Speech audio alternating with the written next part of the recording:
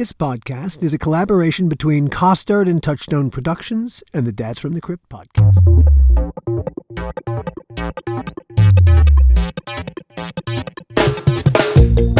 Hello, everybody, and welcome to another How Not to Make a Movie podcast. I'm Alan Katz. And I'm Gil Adler. Today we are talking to Mike Vosburg. Every episode of Tales from the Crypt ultimately began with a piece of cover art. Mike Vosburg drew the covers, and he was an established comic book artist at the time. He'd worked for Marvel, he'd worked for DC, he'd worked for Charlton, he'd worked for, pretty much, I think, everybody. Gold Key, yeah, everybody. Although how he got the gig, well, he'll tell that story, and like everything else, you know, we only think we know our own story. Mike's a lovely guy. Great guy and a great artist, and he did a wonderful job for us on Tales, and we'll learn a lot about it with you when we talk to Mike. Indeed we will. So hey, here's Mike. Where we all first encountered each other and was on Tales from the Crypt. Right. And Gil and I took over as writing, producing, running the show at the beginning of season 3. And that was 24 episodes in. So you had been doing covers for 2 years. You know, it's interesting. I actually came onto the show not to do covers, but I shared a studio at the time with my friend Howard Chaykin, who's a comic book guy, who had left comics and was, writing, screenplays and things like that. And he was pitching an idea to Joel. And Joel apparently didn't like the idea or whatever, but he said, hey, I am going to do this TV show. And I wonder if maybe, it's got some comic book stuff, Tales from the Crypt, if I get you to be, do some art for us. And Howard, of course, went, I'm a writer now. I don't do that stuff anymore, but I'll turn you on to my partner. So they brought me on to do a series of 6, kind of inspirational drawings that they could base the opening of the show on. And when the producer... concept art. Yeah. When the producer Bill Teitler ran that idea by me, I went, great. And I threw in a little storyboard just so I kind of work things out. And it's funny because, when I saw the eventual, the wraparound, the opening of the show, it was like, wow, it was just like I did at my board. So that is all right. So this is all news to me. I've never heard this before. Yeah. This is remarkable. So the opening, the title sequence of Tales from the Crypt was actually something that you storyboarded, and that's what it became.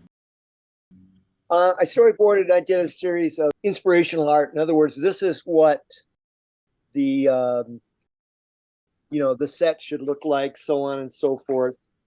And what was just absolutely fascinating for me was, here I was coming out of the Midwest, and I worked in comics, but I had no connection to film.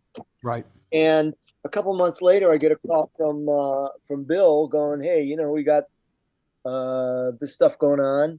We've got the set built. You should come by and see it. And I got there, and it was mind-boggling for me because I'm thinking like, wow, those are my drawings, and that's what they look like, on a set. And then I went up, to rest my hand on it and realized, oh, it's canvas. It was all make believe, but it was still like, yeah. Wow. It was really fascinating. And then Bill said, hey, we were thinking about this. Maybe we want to open the show and we want to do a comic book cover. Would you be interested? And I'm like, sure. I was, it's all started for me. It's funny hearing that because, of course, it's 30 years after the fact, but after nearly 92 episodes of Tales from the Crypt, that was always the way we opened. One assumes that when the executive producers walked in the door with their brilliant idea to do Tales from the Crypt, they put the idea down on the table there at HBO, and it was it was the show fell from the sky as is, and that is not the case. It really was. It kind of came together in bits and pieces. We just did an episode earlier in the season about how the Crypt Keeper himself came to be, because it really it took 4 people to actually create the Crypt Keeper. It wasn't just 1 or 2 or even 3 people. And if we knew then what you just said now, I think our second phone call after talking to John Casero probably would have been to you.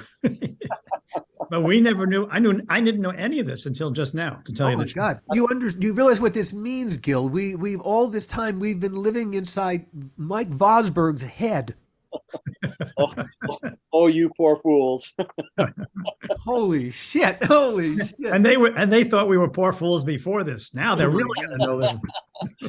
I don't want that on anyone. We only just started the interview and already I'm blown away. Oh my God.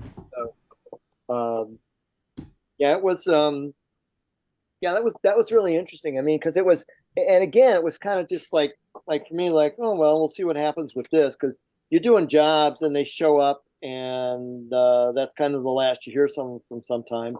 And I mean, and for me, that show went on for a decade. Yep. Well, you know, okay.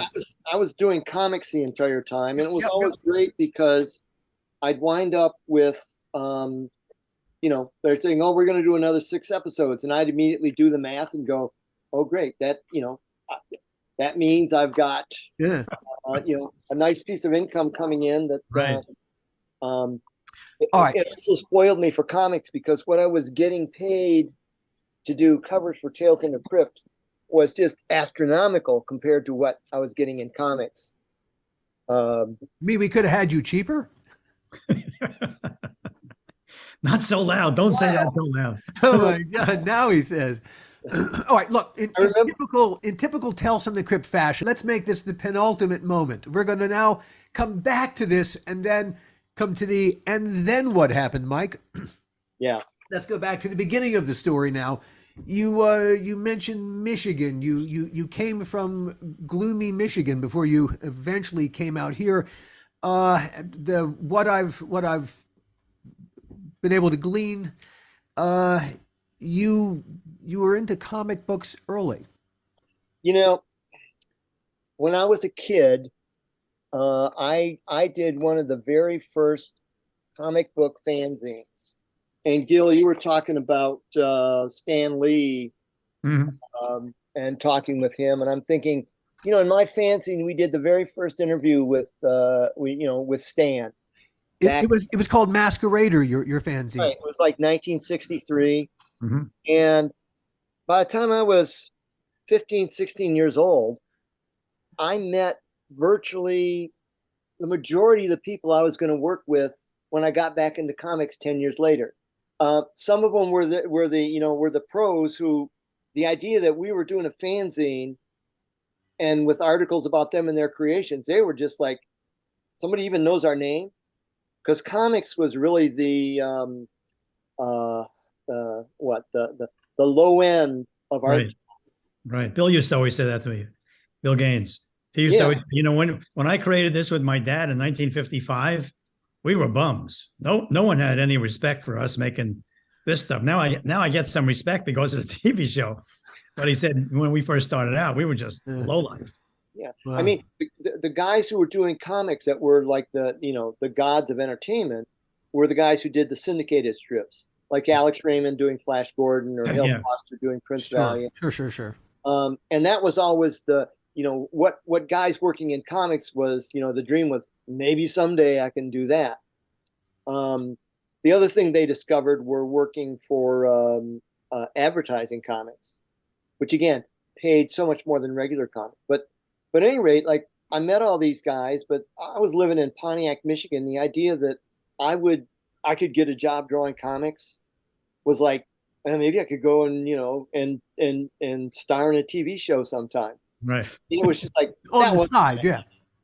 So I mean, I went to college, got my degree, taught school. Where'd you go? I went to a little place called Oakland University.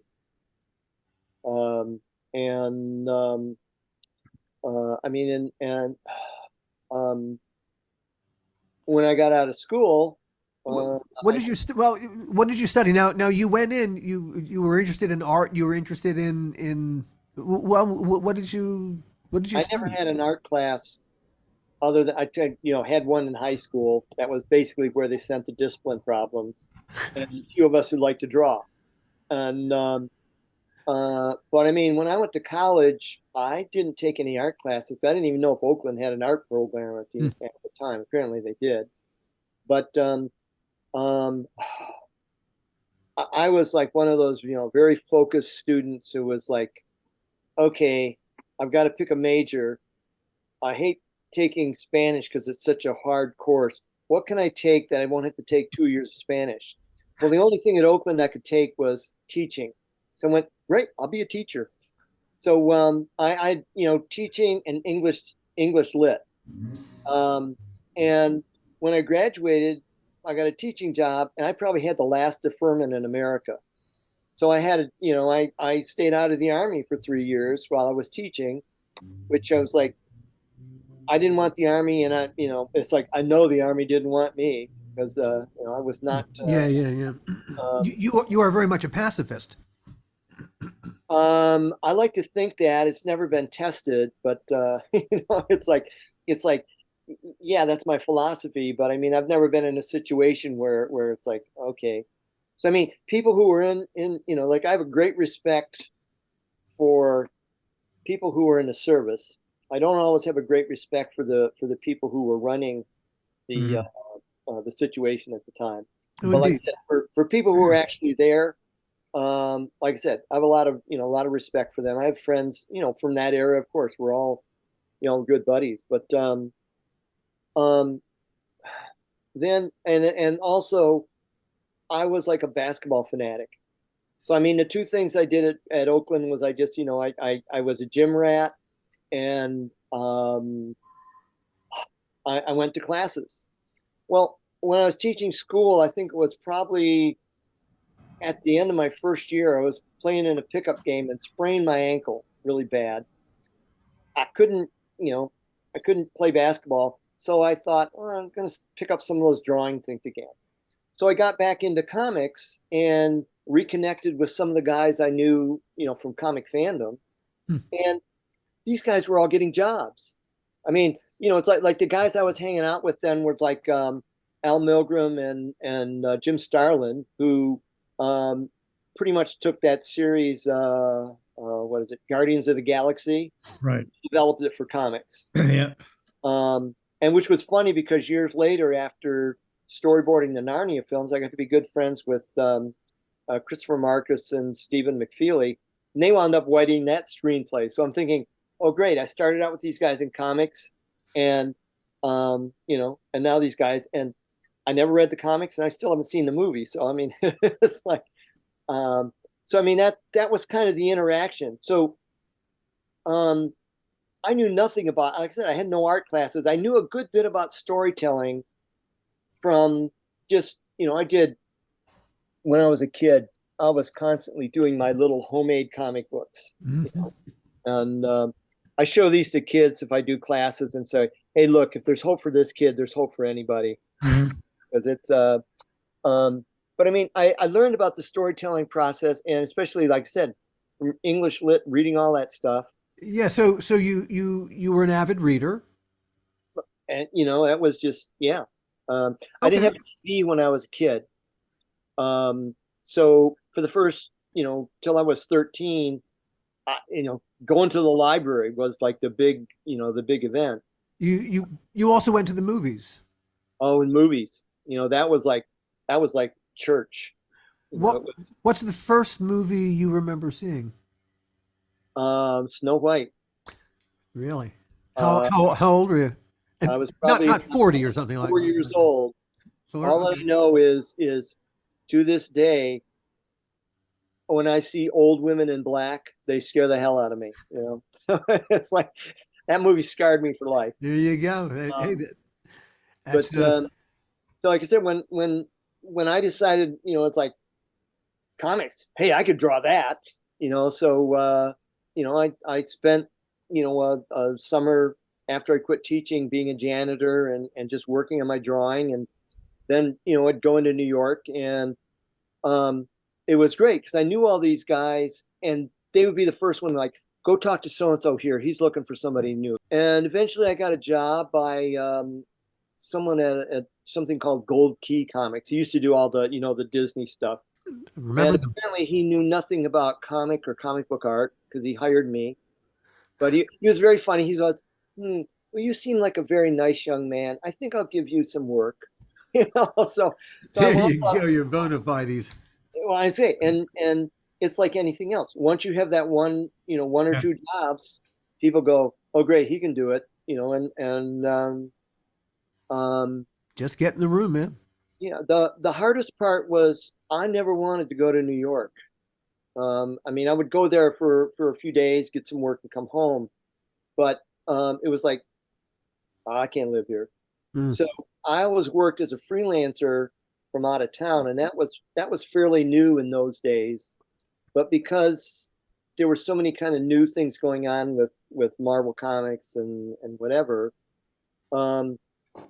you could work like that. Marvel has a reputation as being it was not necessarily the kindest place towards creatives.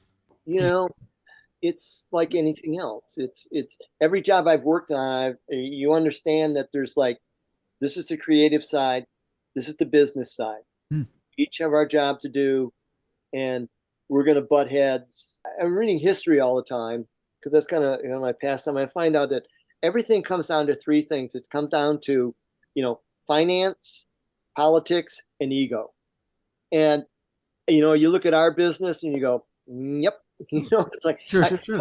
I think the only cover I ever had on Tales from the Crypt that was, I had to like redo, came when like, Richard Donner and Joel were having an argument about something. So neither one of them would agree to the other cover the other one wanted. So it was like, okay. So that sounds familiar. Yeah. Oh, good. So like I said, working in comics, working for Marvel, I was fortunate in that I learned early that they weren't my family. So, I mean, they were a business I was working for. Sure.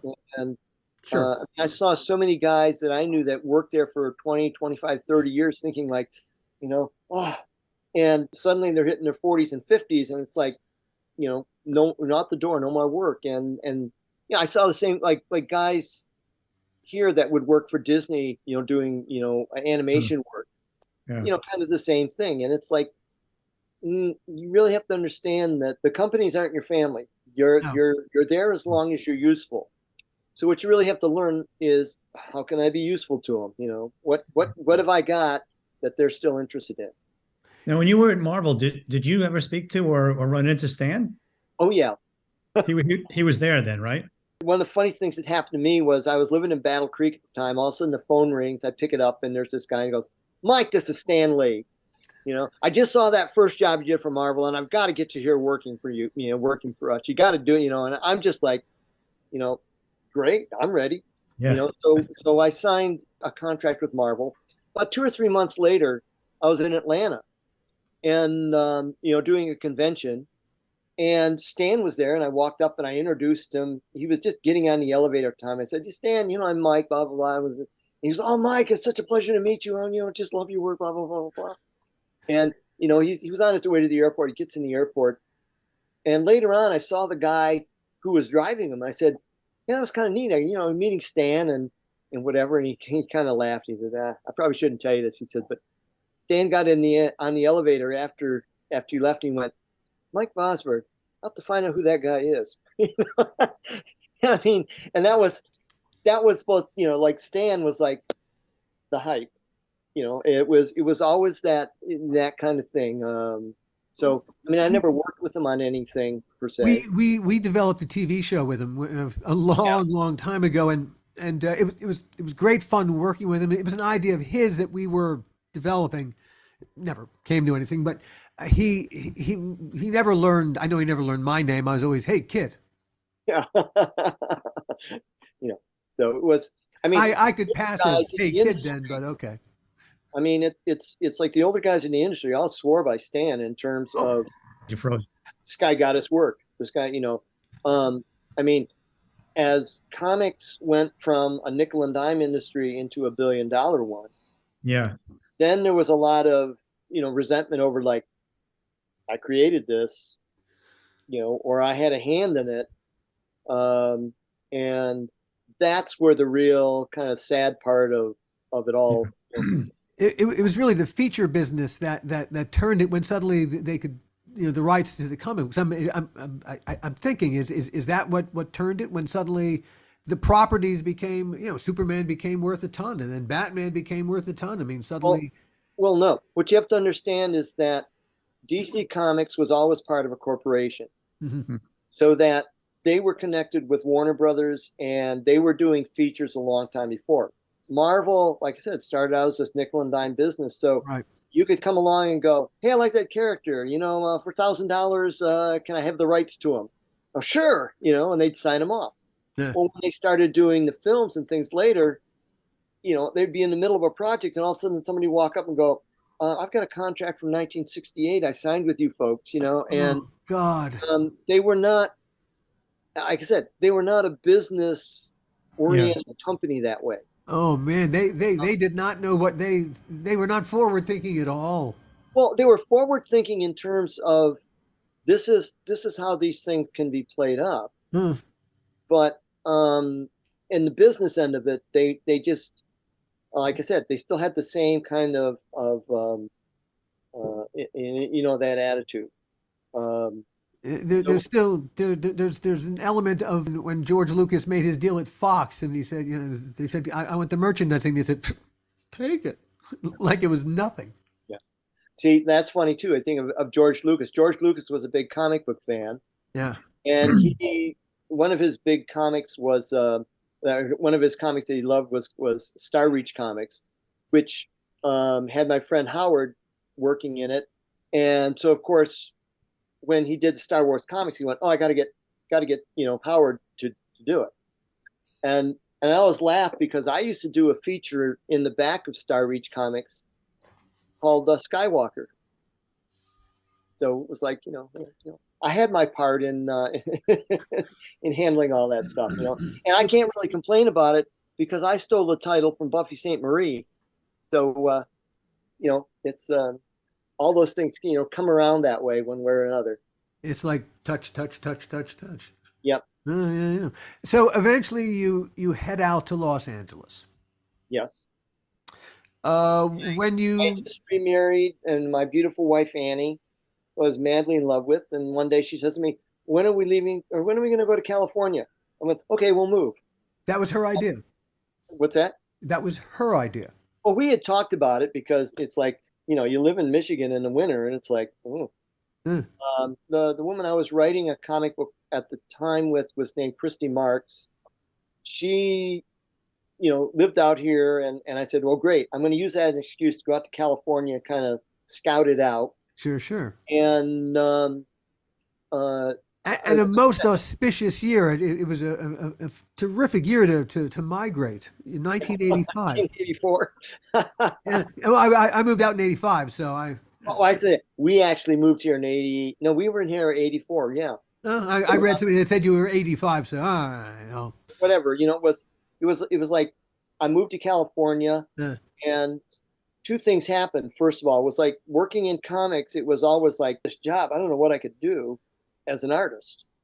When I moved out here, the first thing was like, wow, there's all these art opportunities. How do I get rid of some of this comic stuff? So I started working in animation fairly quickly because Christy was also the head writer for Hasbro, who was doing all the, she created or developed the Gem series, and she was doing a lot of work on the GI Joe and all of those. So I wound up doing storyboards for them, which was also very funny because I would go to the studios and tell them I was looking for work as a storyboard artist, and they go, "Well, you comic book guys, you really don't understand this whole process, and it's pretty difficult. You can't."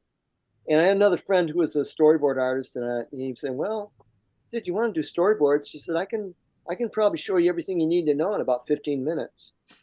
And so somewhere between these two, I wound up finally, Marvel was just had all these projects going on. They didn't have artists, so the director or producer, whatever I worked with, said, "Hey, I'm going to give you a script. Take it, do what you can with it, bring it back. We'll fix it, and and take it from there." As a kid, my influence, while I liked reading comics and I loved the art, my big influence was movies. And again, bringing in the English lit background, for me, I understood storyboards in a way better than I understood comics, because storyboards, they didn't ask you to draw in a specific style. It was very linear, and so the first board I turned in, I got a call like the next same afternoon, whatever it was, going like, "Hey, you want a job?" And it was funny because all the places I was going to that were going, "No, you don't do this," is like, now my name was on a list. The next week they're calling to go, and of course, like I said, I was doing storyboards. I thought I was getting a princely rate for it because it was the work was much easier and less time consuming than comics. So I could do probably in like 20 to 25 hours a week, I could get my work done, and I could use the rest of the time to just freelance on anything. So it was like an ideal job for and then, like I said, over the next 20 years, you just hopscotch. If like comics were healthy, I would do a job there, do work there. If animation was healthy, I would do there. When things got unhealthy in both, I tried advertising and things like that. But jobs, people ask me where you got jobs from. I'm going, oh, they'd fall out of the sky. The trick is when they came along, to be ready to be able to do that work.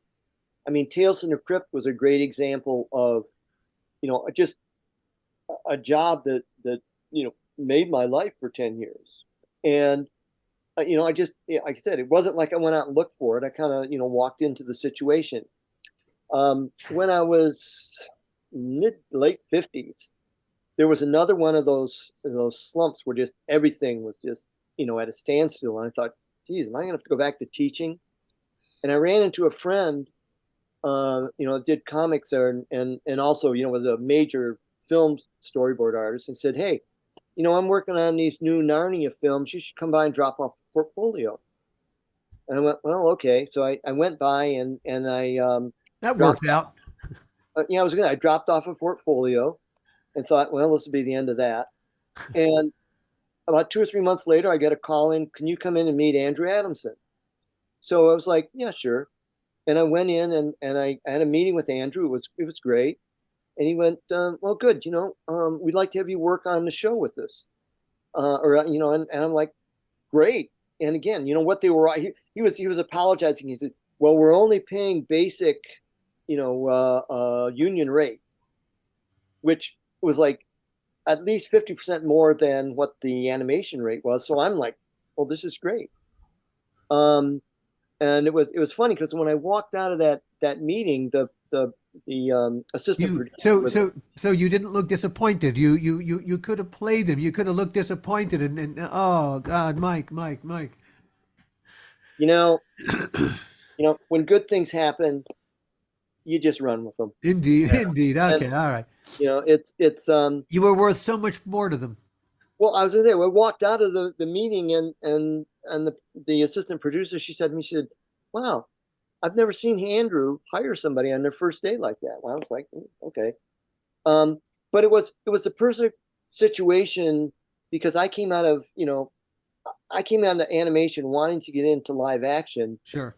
This was Andrew's first live action film, and he wanted to storyboard the entire film, including dialogue.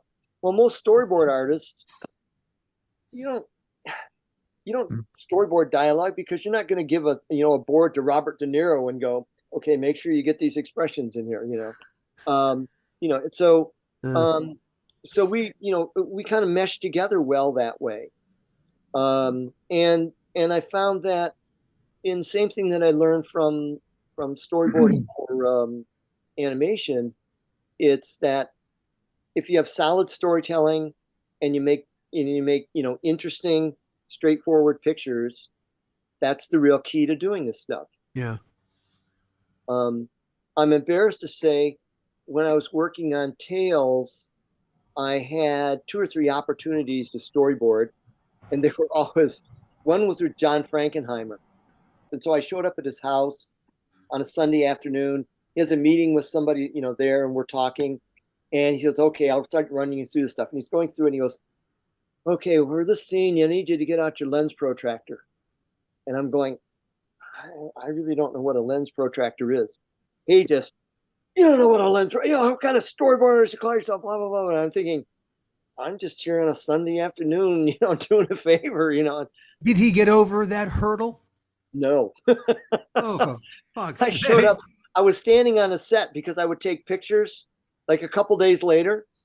And I'm standing on the set, and he's looking. All of a sudden, he notices me, and he just goes, anybody who doesn't belong on a set, get out of here. And I'm like, oh, no, really? Hey, it's like, all right. So he probably would, actually he probably saw Alan and myself somewhere.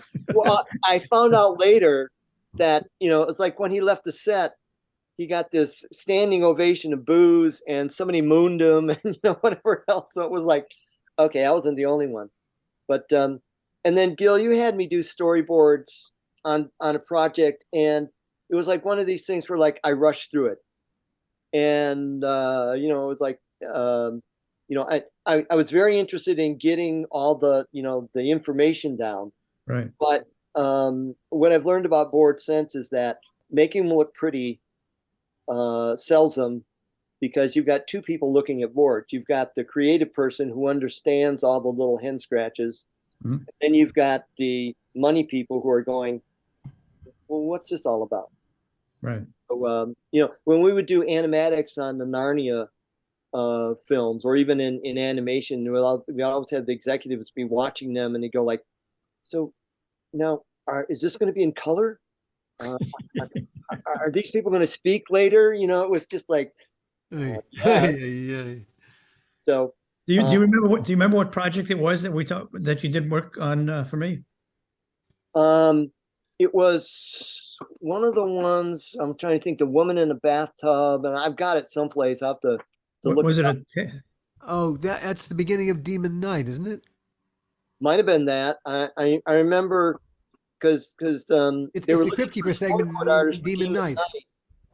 And it was like one of those projects where like, wow, this is, and I recommended another friend of mine who she took over the project and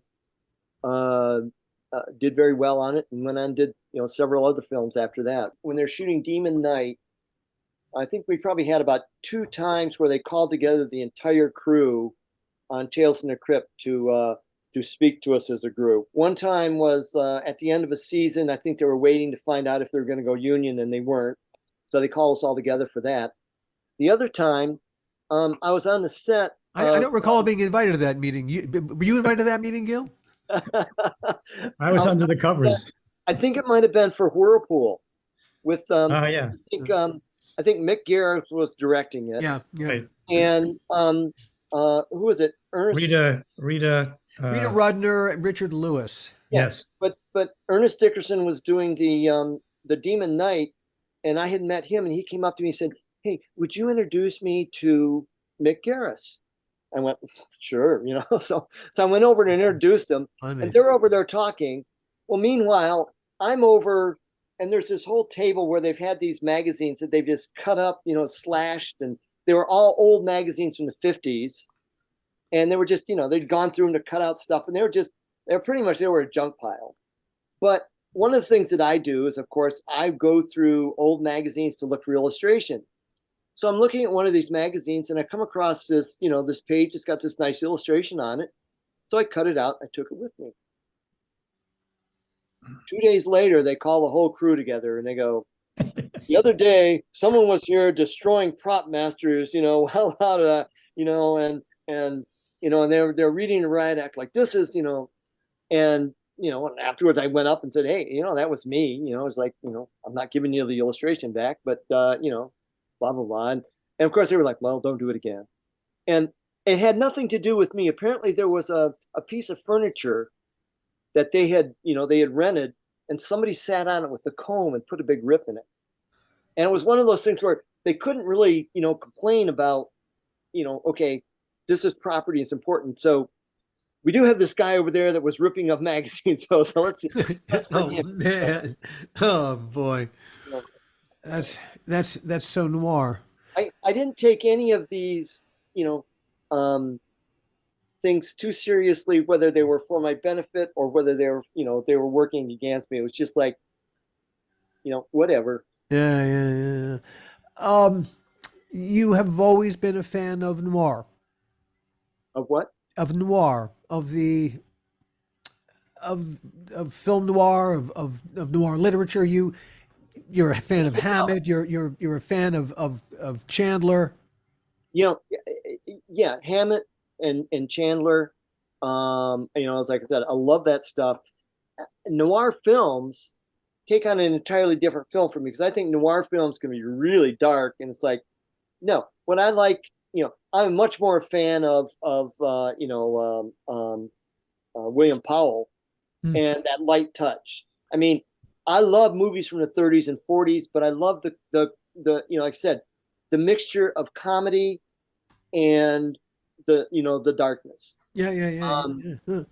Yeah. it's it Val Lewton and who's the director that did like Cat People and things like that. I think Malou, those yeah. are amazing. But I mean, like a lot of the noir detective films from the late 40s and 50s, the post-war stuff, to me, it's just like, lighten up. Where Um, where Hammett and Chandler were concerned, I mean, they invented noir, more or less. And I've always suspected that they invented noir to try to figure out Los Angeles. Because this is now I moved here in 1985 and I was Except determined. Hammett basically was working from San Francisco and that. So, but anyway, But ultimately it's still, and there's still California to it. right. But the thing about noir, where a lot of, especially when it got filmic, LA is the strangest place. The sun shines most of the year, and yet there's a darkness to this place that outshines the sunshine by a magnitude of it's the weirdest place. And I think a lot of people have tried to figure that out. Everyone here seems to come to a terrible ending. It just seems to be the nature of the place that everyone ends badly. They either die or there's tragedy at the end. Yeah, it's never. There's something about noir that was trying to get at that, to understand how is that happening always in this place. It's the corruption here. One of the like the series I work on is my detective series, my Retrowood. Yes, yes, yes. And, Which is to me it is redolent of everything that I just said. well, like I said, one of the things I really deal with in Retrowood is like this town where the whole thing is set up to create fantasies. So you've got all these fantasies, and on the other side of it, do you remember the murder mystery from the 20s of what was it, Well, yeah, yes, yes, yes. William Desmond Taylor. William Desmond Taylor, and was it King Vidor wrote this great book in the 50s about that whole murder. But what really fascinated me was that um, the cops were paid off at the time, okay, to kind of look the other way. Well, when that administration went out and the next one came in, they had a whole list of like, and these are the people we collect from. Oh, sure, And sure. so, but Hmm. what just astounded me was like they were still paying in the 50s. I mean, this was like 30 years later, and I mean, this list just kept went on and thing. I'm because I came out of like the Midwest, where like Chicago, the most politically, Sure. corrupt town in the country, and I'm thinking, wow, they're amateurs. It's LA is just like it's fascinating in terms of It was generational. It was built into the architecture. The LAPD was staggeringly corrupt. It was, and it just it's so strange for such a sunshiny place to be so vile on such a deep seated level. Um, it's the we talk about the Whirlpool episode. It's funny. Mick Garris, he cast me in that, Mhm. and I think he did that because he felt bad because Mick is great at very imaginative stunt casting, Uh-huh. and it was not written the way that he cast it. It was he went outside the box when he cast Rita Rudner. It was not how I wrote it, and I didn't particularly care for the casting. And I think he says I don't think I said that outright that I didn't like the casting, but it was hard to hide. I'm not that much of an actor. So it was kind of it's that I ended up a piece of your art in that as in the episode is God. This is my I'll never get a Hirschfeld, but this is better. The other side for me is like I said, on my little, coming out of Pontiac, Michigan, is like, you know, yeah, I'll star in a TV show someday. So I think I probably pestered Gil until he said, yeah, you can do a cameo. So what was funny about it was, um, I wound up on the set. Yeah. I think I was there for 3 days. I was working on screen for maybe an hour. And Yeah. of that hour, I was on screen for 1.5 to 2 seconds. And everybody goes, yeah, that's pretty normal for movies. Yeah. But then the big thing was, and then I got my paycheck. And I went, hey, I'm not leaving this art business. 'Cause I think it was like they were paying like, $8 or $10 an hour maybe, or whatever. Oh, it was Stuff. It was just like, HBO, man. And you were a day player, man. We had you for nothing. well, if only I'd got a speaking part. So, but it still amuses me sometimes. Like, and like a few years back, I'd be like surfing through TV, and all of a sudden, and that episode might come on, and I'd be like, wow, there I am. So, Can I ask a question going back into comics for a second? Just something that it's not a world I fully understand. And it's the difference between penciling and inking. Now, I know what the difference is, but there was earlier in your career you didn't ink what you'd penciled, and comics, sometimes and sometimes so you weren't seeing your vision fully realized. True. so what you have to understand about comics is it's collaboration, and it's a factory. So and because it was periodicals, you had to get it out by the month. Yeah. So the idea was that, one person does this, give it to the next person, give it to the next person, give it to the next person. So for me, I had idols that I grew up with that they penciled their work, but they also inked it. There was a guy named Joe Kubert that was just like a master at that. Anybody who did syndicated strips was the same way. And Why? Just asking a complete outsider's question. Why would you not ink what you've penciled? um, penciling, you're working in gray, and you're putting on shapes and things like that. When you're inking, you need a surgeon like hand, which I never had. And also, at the time, inking was a very stylistic approach with a lot of like this, intricate rendering, and a very slick thin line. As I learned more about drawing, um, what I discovered was that, okay, you paint with a paintbrush on your black and white drawing the same way that you would with if you were doing paints. So I mean, one of the great things about working on Tales from the Crypt was like they weren't looking for necessarily that slick Marvel look to the work. They wanted likenesses. So I mean, I could try different things. I was coloring the work afterwards to bring out effects. So I was producing a finished illustration in Right. that sense. Um, you didn't always have, in like I said, in comics you didn't have that luxury. Um, and It's a bit more of a factory process. yeah, and to get back to what you were talking about, um, I like the dark noir look. That's what I wanted to do when I was a kid. Um, so I mean, I use a lot of black when I'm drawing my comics, when I'm drawing my storyboards or whatever. And for traditional comics, that wasn't always a style that was that was appreciated.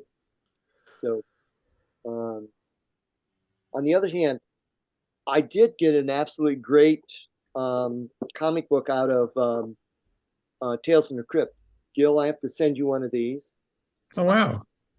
And I think I told you before, I created this Laurie Lovecraft character because every week, we have this beautiful young new ingenue on the set who was doing an episode, and she'd had a part in somebody's movie, or she was somebody's girlfriend or whatever it was. Mhm. And it'd be like this hype. And as time went on, you realized, wow, that's the last time I ever saw her. It's like it's like you were there, you blinked, and you were gone. Yeah. And I thought, okay, so I created this Laurie Lovecraft character who's one of these young, hot looking girls in Hollywood, and she turns 24, 25, and like she's over the hill. She's her career is over. So she has to find some. So she turns to sorcery, and she's not really any better at it. But it's like,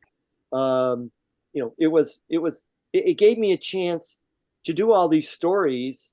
They were basically pastiches of my favorite films from the 30s and 40s because I could cast like Bob Hope and Bing Crosby and Boris Karloff and Bela Lugosi and William Powell and even did a Hitchcock one.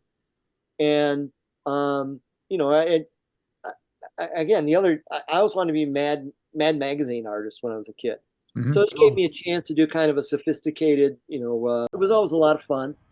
Um, I can't say it ever made me much money, but it was, I had a lot, it's like when I look at those, I get a lot more excited about them than I look about my Marvel or DC Comics career, things like that. After after Tales, among the other things that you did, you did a little bit of directing. You won an Emmy for directing an episode of Spawn. Two things.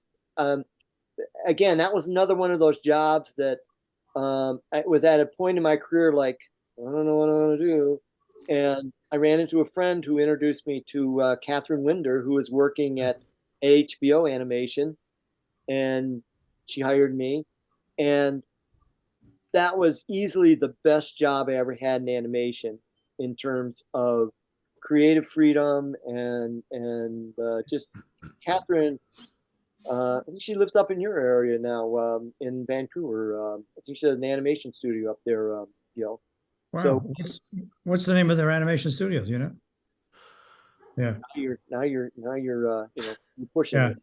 So, Never mind, but never she mind. was she was the best people person I ever worked with in terms of like, what can you do? How can we help you? How can moving back and forth. Sure. So, um, but I always, while I appreciated, I mean, while I'm proud of the work I did there, I think, wait a minute, I directed 2 episodes of animation, and I wound up winning an Emmy.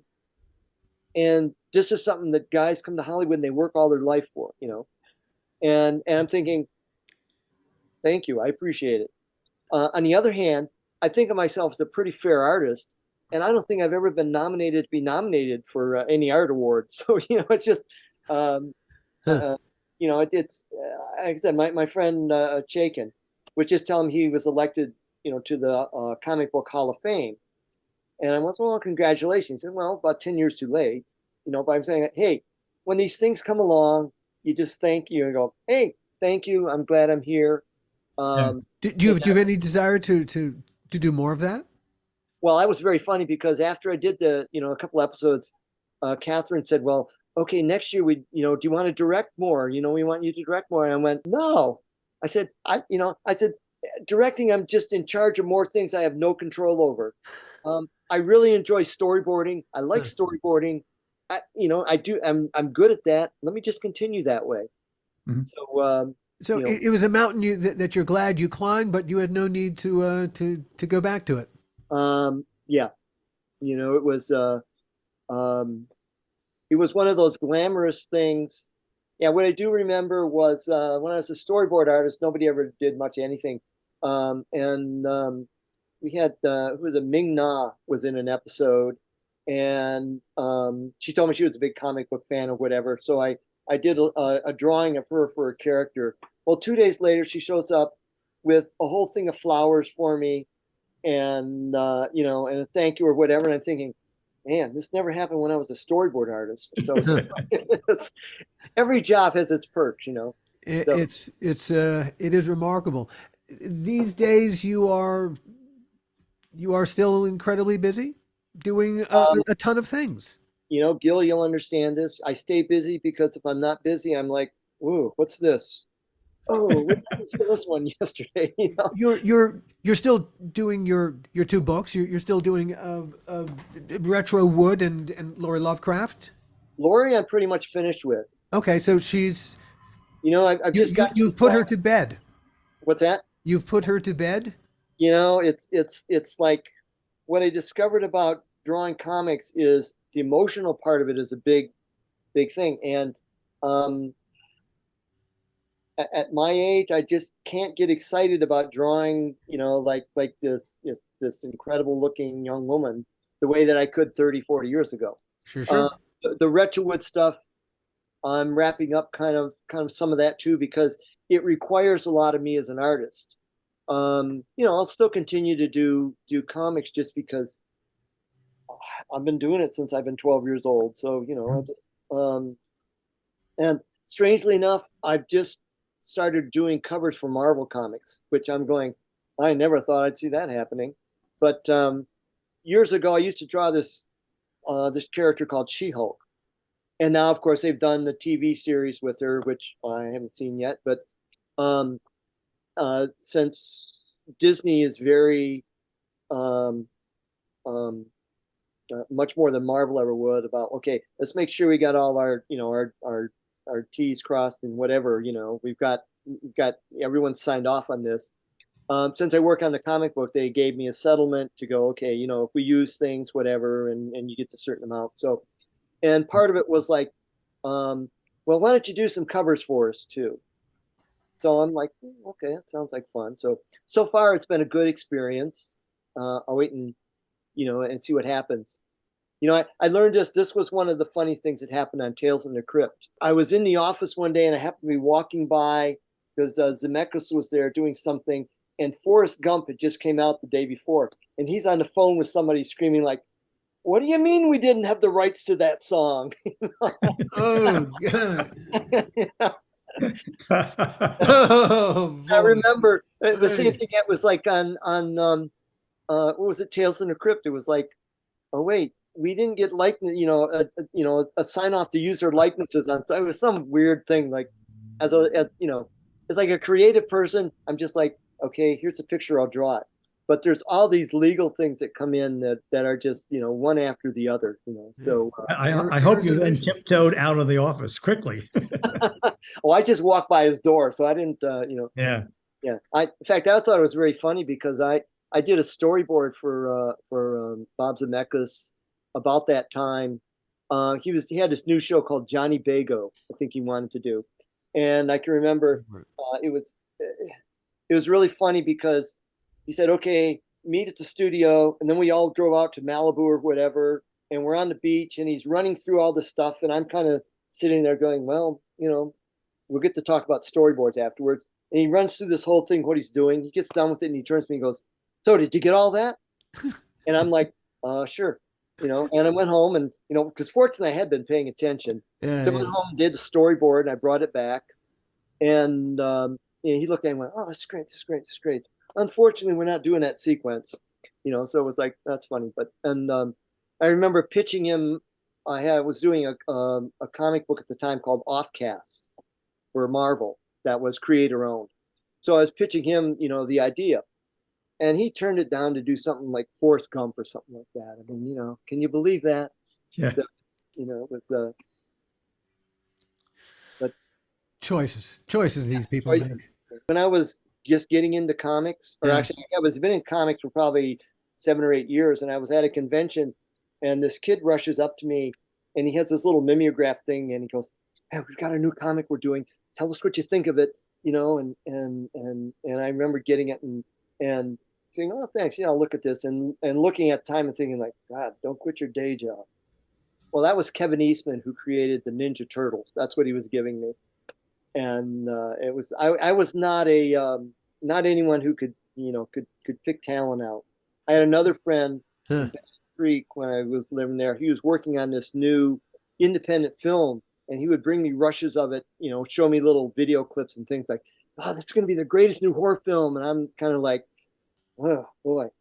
And he was working with some guy named Sam Raimi, and they were doing The Evil Dead. He was doing all the props for him, and I was thinking of that later, like, wow, thank God I'm not a talent agent, because I'd be missing them all. So there's no talent spotting in your future. Well, I always tell people I don't believe in talent for one thing. Huh. It's, I never met anybody who was an artist that woke up one day and knew how to draw, knew how to do all this stuff. It's Einstein said it best. It's 99% perspiration and 1% inspiration. Talent might be a little seed in there somewhere, but it's depending execution driven. Exactly. How much you want it, how much you're willing to, how hard you want to work. Yeah. Luck, circumstance, whatever, it's just all those things come into it. Mike, we can't thank you enough for taking the time to do this with us. We need to do this again. All right. I think we've only tapped the surface here. There's so much more to talk about, really, in the comics world, but also your story. We have but scratched the surface. Well, I want to go back and talk about Tales from the Crypt, because I think there was just fascinating stuff going on there all the time for me. I mean, in fact, it's just the idea of like the first couple of years I worked there with Bill Teitler, first season, basically they would give me, like this is the person who's in the show. We need a likeness, and they'd give me headshots.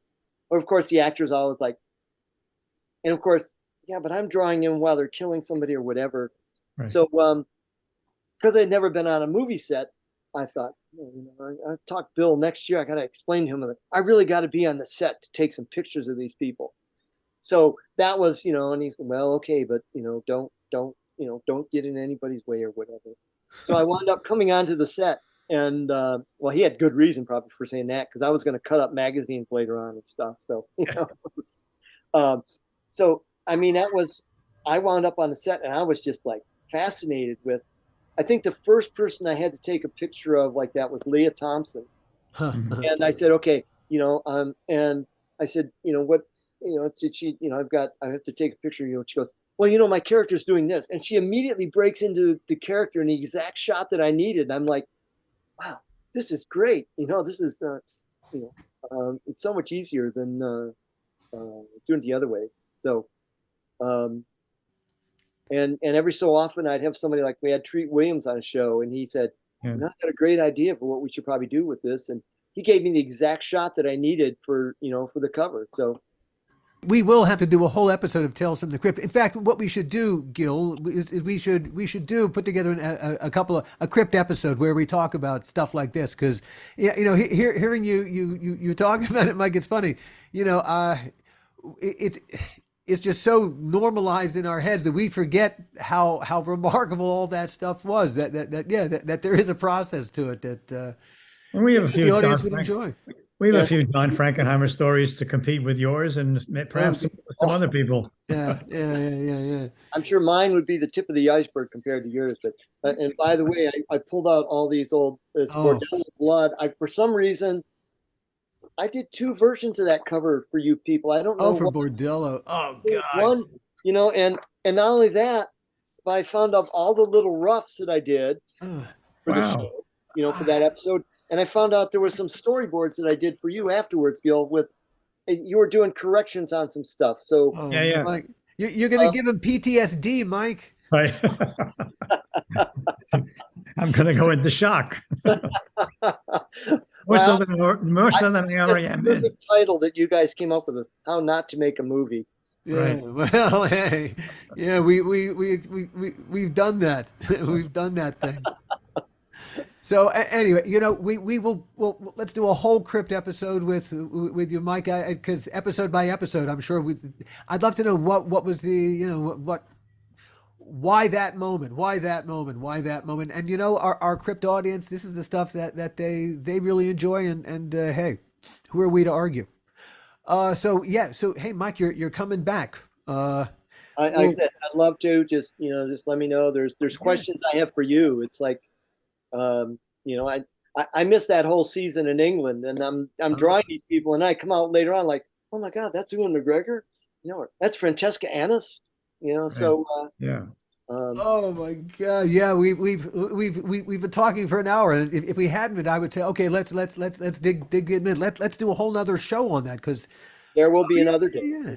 Cool. Hey, we actually in England we had 007 in a Tales from the Crypt before he became 007. Yeah. He had Daniel Craig in that one, and yeah. We who knew? Well, it was so much for me is here. I remember sitting on the set and talking to Richard Thomas one day and being like really involved, blah, blah, blah. And I completely ignored this, one of these young ingenues that walked by. And it turned out to be Patricia Clarkston, who 15 years later suddenly, becomes famous. Yeah. Wow. Yeah. Who knew? It was the amazing thing about Crypt. It was things came together that just did not come together. Yeah, film and TV came together in a most unusual way that never happened before or really quite since. Well, but we'll do a whole episode about that. I was really happy to be there. So good. We will. That will be great fun. Thank you, Mike, and thank you, everyone, as always, and we will see you next time. Mike, thanks so much. It was a pleasure, and likewise. See you next time. Okay, one last word to my friend Jack out there who's healing. Get better. Okay. Get better, Jack. The How Not to Make a Movie podcast is executive produced by me, Alan Katz, by Gil Adler, and by Jason Stein. Our artwork was done by the amazing Jody Webster, and Jason Jody, along with Mando, are all the hosts of the fun and informative Dads from the Crypt podcast. Follow them for what my old pal the Crypt Keeper would have called terrific Crypt content.